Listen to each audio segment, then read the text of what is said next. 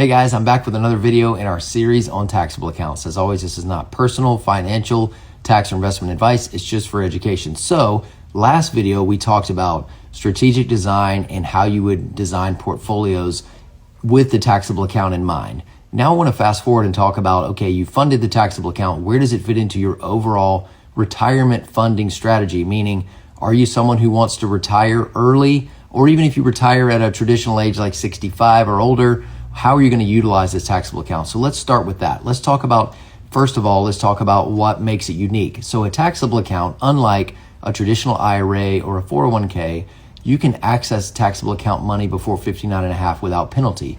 That becomes really important if you're someone who wants to retire early.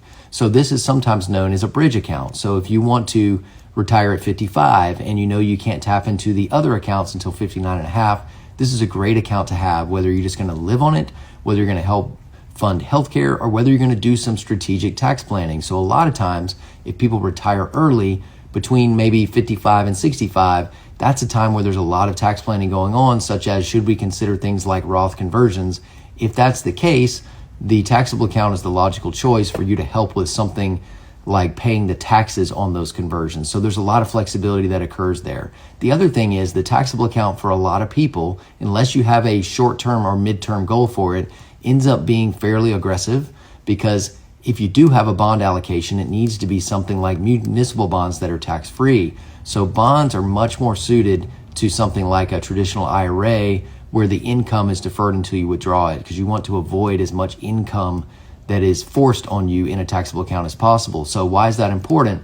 It's because if you're able to live on some of this brokerage or taxable money, you can defer those other accounts further, because when you have to withdraw from something like a traditional IRA and the government tells you you have required minimum distributions, there are ways that you can mitigate that, but a brokerage account is best to be utilized early in retirement.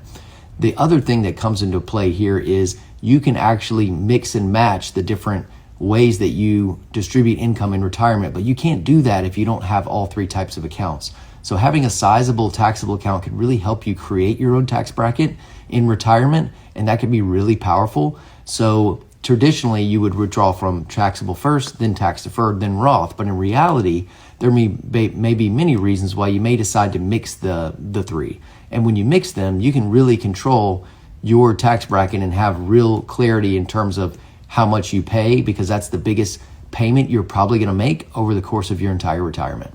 Hope it's helpful. I'll see you next time.